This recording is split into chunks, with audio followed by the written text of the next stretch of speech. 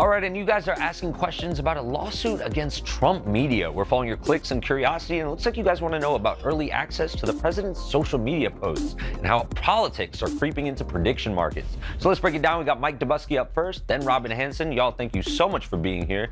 Let's start with that new lawsuit. Our tech guy, Mike Dobuski, joins me to break it all down. Mike, make this make sense, because Trump Media Company says it's offering early, exclusive access to the president's posts on U.S. policy. So who's suing him over that, and why? Yeah, two nonprofit news organizations, Ashen, The Intercept and the Freedom of the Press Foundation. These two organizations allege that this plan violates, for one, the First Amendment, which, according to this lawsuit, guarantees equal access to the president's public announcements. Seemingly, this idea to allow some people early access to some of those statements for a cost, seemingly, according to these plaintiffs, violates that part of the Constitution. They also say it violates the Fifth Amendment, which, again, according to this lawsuit, they say prohibits the charging of unreasonable sums that cannot be justified to offset the cost of government benefits. So a couple of different claims here coming from these two independent nonprofit news organizations, media organizations. An unexpected, unprecedented conundrum, but a true sign of the times, Mike. So how much is Trump Media actually charging for this early access? What is it saying about the lawsuit? Quite a bit of money, about $100,000 in some cases, and that gets you access to what's called the Truth API. This gets kind of technical, but basically it's a technology that allows the president's social media platform to integrate with like financial data terminals and things like that, as well as news feeds. Basically, this grants early access to the president's posts on his social media network before they are made available to the general public. And the Trump administration, when asked for comment, did not respond to our request for a comment. They have not formally responded in court either. All right, Mike, dude, I'm going to ask the quiet part out loud, because this includes posts from Trump about U.S. policy, decision on war, tariffs, and more.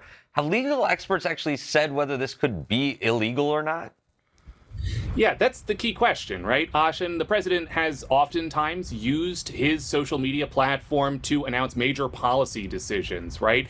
In October of last year, President Trump posted about a potentially massive increase in tariffs on China, which some say wiped out, huge valuation on the stock market. Now, the White House says that this is just the president's commitment to transparency. That is what the press office of the White House has said. However, critics say this new strategy basically holds back on the most up-to-date information, keeps that information away from all but those who are willing to pay out this huge sum of money. And according to this new lawsuit, Ashen, that violates the Constitution. Mike, I'm kind of incredulous here, because Trump Media says that selling fast access to traders is common in its industry. But what are we hearing from legal experts as if this qualifies as insider trading at all? Yeah, that's exactly what legal experts and congressional Democrats have alleged here, that this is basically pay to play, right? This is classic insider trading. However, it is also important to note, Ashen, that insider trading typically involves information that is not available to the general public. These are social media posts that are available to the public just for those people who are willing to pay up for it to get that early access. So there might be a little bit of nuance there. It is certainly true, though, that early access to information like this is hugely valuable in the professional trading world. We're talking about usually information like, shareholders' information or things related to supply chains that can, inform trading decisions on Wall Street. The president is a public employee. His statements are ostensibly in the public interest. I think what the open question here will be is whether this is just a violation of norms, something that we haven't seen from a president before, or whether this actually crosses the line into being something that's illegal. This is just fascinating stuff. Mike, appreciate you, man. Thanks for breaking this down. Let's bring in prediction market expert now, Robin Hanson. Robin, thank you for being here. Where do you sit on all this? Do you think politicians, let alone the president, should be allowed to participate and make profits off predictions related to politics when they can actually influence laws and policy, as we know? In this particular case, I'd say it's a bad look. Now, as an economist, I can't speak to the law. I can't tell you what the courts are going to rule here. But we economists look at two different things. We say, okay, what's overall good for the world? That's called economic efficiency. And then we look at who gets the gains. So clearly, this is a move to maybe use a loophole to grab some gains.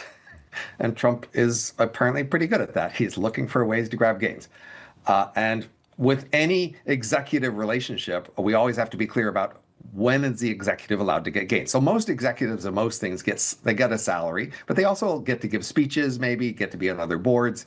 So there's some ambiguity in what kind of gains an executive is allowed to give. But this is clearly beyond what most executives ever get. So this is a bit of a pitch for something new. And, we should ask, is it a good idea? Now, I don't see much of an advantage to it. I don't see how the world gains from this, but I'm not that clear the world loses. But what is pretty clear is he gets more this way. Yeah, for sure. This is a way he's trying to grab some gains from his position as president. So we just need in general to rule and decide whether this looks good or not. It doesn't look that good to me. I don't see a way that this really helps much. Maybe it doesn't hurt much, but it doesn't help. Yeah, it feels like we're in uncharted territory here, Robin. Have we actually seen politics and prediction markets crosshairs already, even before this Trump media announcement? Well, definitely, there are markets about politics, and then people care to look at the markets to guess about politics, and then people who have positions of power in government have sometimes influenced the markets or traded in the markets. So that's a key question. Many people are asking about the appropriateness of that relationship.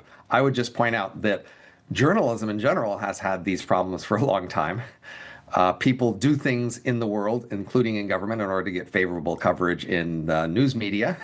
And then people in, media have enticed people to reveal secrets to the media in order to get more, favorable coverage in many ways from the media. So this is just a general problem with information institutions in society. In general, it's good to get information, but there are some issues on the margin of, how that affects organizations and various changes the incentives of people to do things. Yeah, Robin, are there steps that prediction markets can take to better prevent insider trading of any kind? Like, how do you regulate any of this? Well, we do, in fact, regulate insider trading, and most of the organizations have insider trading regulations. The government does. Most other financial markets actually have insider trading regulations, and they're pretty severe in the sense that most people are scared of them and trying to not appear like they're doing any insider trading. But actually, in fact, insider trading is rampant even in ordinary financial markets. So that's just a thing we've lived with for at least a century. So, you shouldn't be too concerned maybe that it's continuing on in these markets compared to the fact that it's just always been there. Look, government decisions have moved ordinary financial market prices for a very long time.